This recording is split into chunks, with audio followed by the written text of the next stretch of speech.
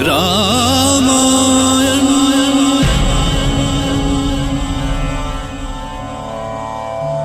मैं काल हूँ। अपने पुत्र राम का विराट स्वरूप देखकर माता कौशल्या चकित रह गई। उन्हें विश्वास ही नहीं हो रहा था कि जो कुछ वो देख रही हैं, वो उनके नन्हे से बालक का ही स्वरूप है। राम, मुझे तो कुछ समझ में ही नहीं आ रहा। ये मैं क्या देख रही हूँ? मुझे तो विश्वास ही नहीं हो रहा है बेटा।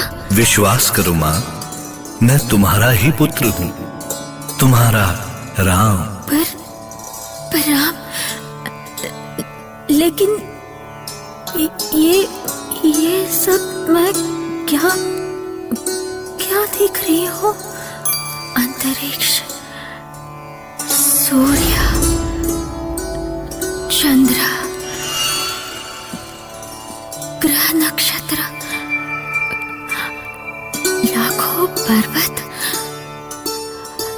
समुद्र। मुझे तो कुछ भी नहीं समझ में आ रहा। ऐसा लगता है कि जैसे मैं पूरे ब्रह्मांड में भटक रही हूँ। माँ, आप जो विराट रूप देख रही हैं, वो भी मैं ही हूँ, और छोटा सा बालक राम, वो भी मैं ही हूँ। पर बेटा, मुझे तो मेरे पुत्र का बालक स्वरूप ही सुंदर लगता है। सच कहो तो मुझे ये सब देखकर डर लग रहा है। इस लीला की क्या आवश्यकता है पुत्र? वो इसीलिए कि आपको पता रहे कि आप किसी सामान्य बालक की माता नहीं हैं। आप मेरी माँ हैं, ब्रह्मांड नायक श्री हरि विष्णु के अवतार राम की माँ। विष्णवे नमः।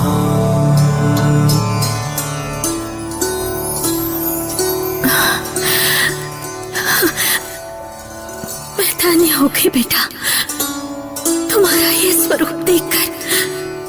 पर अब तुम अपने बालक रूप में आ जाओ। किंतु माँ, इससे पहले मुझे एक वचन देना होगा।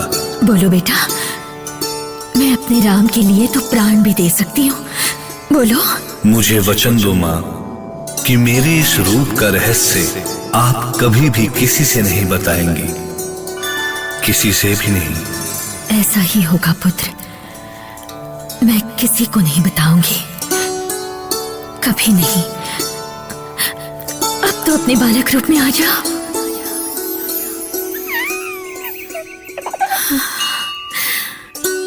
मेरे राम, ये तो कैसे लीला करता रहता है। ये भी नहीं सोचता कि तेरी माँ इन लीलाओं से घबरा जाती है। इस तरह राम अपनी अद्भुत लीलाओं से अयोध्यापति दशरथ और कौशल्या सहित सभी अयोध्या वासियों को आनंदित करने लगे। राम के साथ दशरथ के शेष तीनों पुत्र भरत, लक्ष्मण और शत्रुघ्न भी अपनी माताओं को आनंदित करते। पूरी अयोध्या में घर घर में दशरथ नंदन की इन लीलाओं की चर्चा होती। धीरे धीरे समय बीत रहा था। एक दिन अचानक पूरा राजमहल प्रसन्नता से भर गया। उस दृश्य का मैं भी साक्षी था।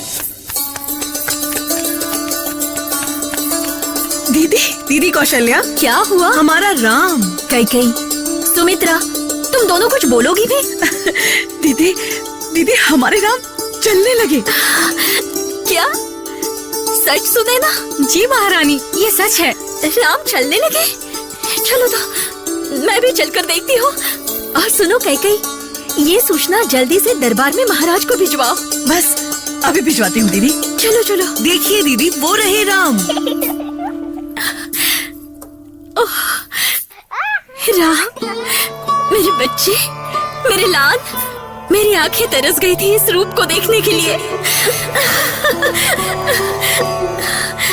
ओम नमः शिवाय, ओम नमः शिवाय।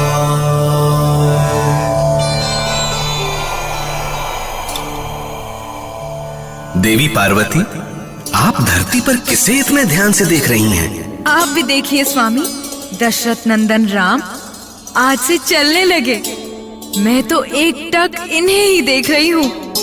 आहा, देखो माता कौशल्या कितनी प्रसन्न है। पुत्र की लीला देखकर ऐसा ही लगता है स्वामी। और फिर राम तो राम है, साक्षात श्री हरि के अवतार। महाराज, महाराज। कहो सुनैना, तुम यहाँ अचानक इस तरह? महाराज, महारानी कौशल्या ने ये सूचना दी है कि राम चलने लगे हैं। क्या हमारे राम चलने लगे? सच कह रही हो? किसी ने तुमसे हंसी तो नहीं की ना? नहीं महाराज, नहीं। मैं स्वयं अपनी इन्हीं आंखों से देखकर आ रही हूँ। राम लाला ठुमक ठुमक कर चल रहे हैं। क्या राम अभी से चलने लगे? मुझे तो विश्वास ही नहीं हो रहा।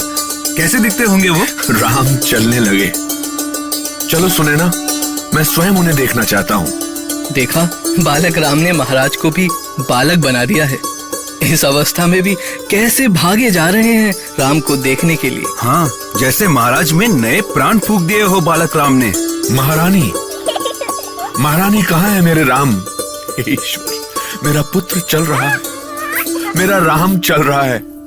देखिए महारानी, चलते हुए कितना सुंदर लग रहा है राम। देखिए, राम पंजनियां बजाते हुए कैसे ठुमक ठुमक कर चल रहा है महाराज। ठुमक चलत रामचंद्र, ठुमक चलत रामचंद्र, बाजत पैंजनिया।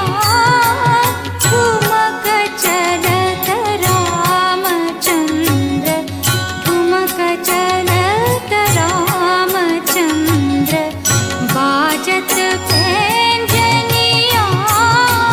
ठुमक चलत रामचंद्र। दशरथ ही नहीं, सारी अयोध्या बालक राम के साथ बालक हो गई थी।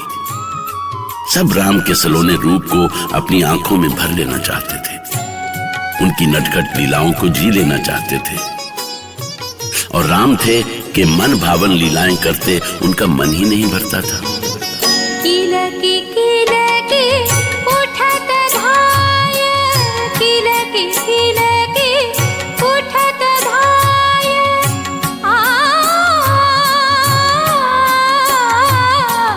किलकी किलकी उठत धाय, गिरत भूमि लटपटाय, गिरत भूमि लटपटाय।